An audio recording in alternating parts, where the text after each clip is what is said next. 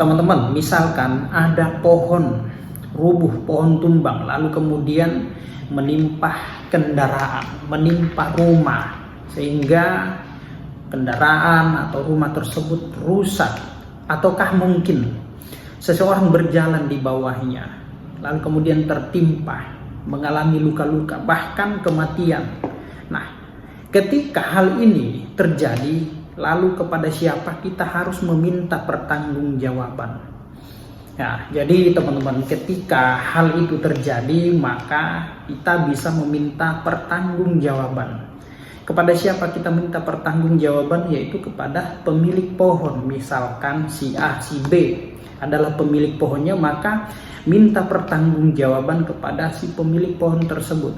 Ataukah misalkan pohon tersebut tumbuh di atas pekarangan atau tanah milik pasos-pasum pemerintah maupun swasta, maka pihak pemerintah, baik itu daerah maupun pusat, kota, kabupaten, provinsi, atau milik pengembang perusahaan, mereka harus bertanggung jawab atas kerugian yang timbul.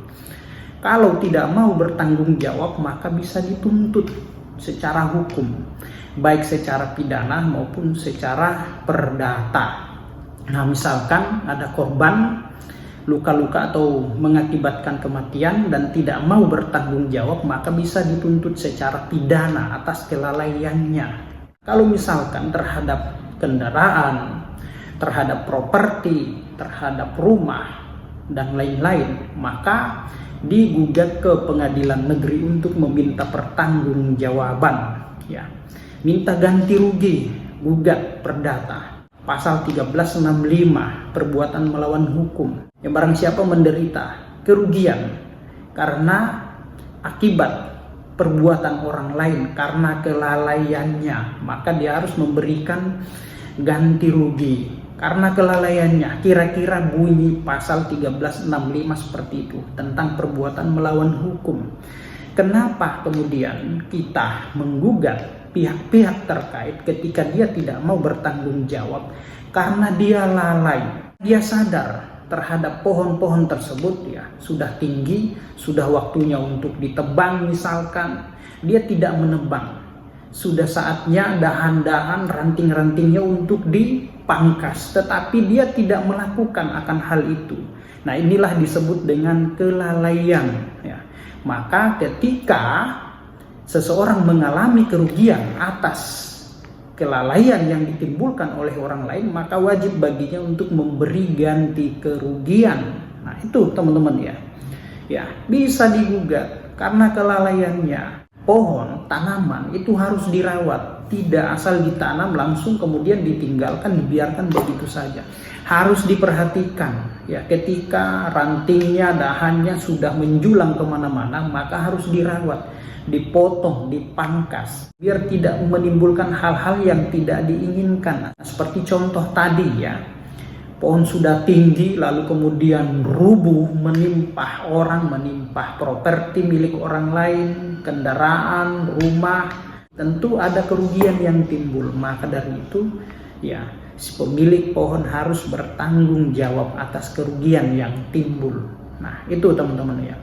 Lain halnya kalau misalkan bencana alam ya, pemilik pohon itu tidak bisa dimintai pertanggungjawaban karena adanya bencana alam, force majeure ya, tidak bisa dimintai pertanggungjawaban. Nah, lain halnya kalau dalam kondisi atau situasi normal, pohon berdiri kokoh tinggi, ternyata di dalamnya lapuk. Nah, ini bentuk kelalaian si pemilik pohon, tidak memperhatikan, tidak merawat, tidak memotong dahannya, rantingnya. Nah, sehingga pohon, dahannya, rantingnya jatuh menimpa orang ya, mengakibatkan luka-luka, kematian, bahkan menimbulkan kerugian terhadap properti, maka dia harus bertanggung jawab terhadap situasi yang terjadi karena kelalaiannya. Kelalaian itu ya tidak harus disengaja atau tindakan yang harus diperbuat, tetapi tanpa disengaja pun yaitu disebut dengan kelalaian. Maka perbuatan yang tanpa disadari pun atau tidak disengaja dilakukan lalu kemudian menimpa orang lain, maka itu disebut dengan kelalaian.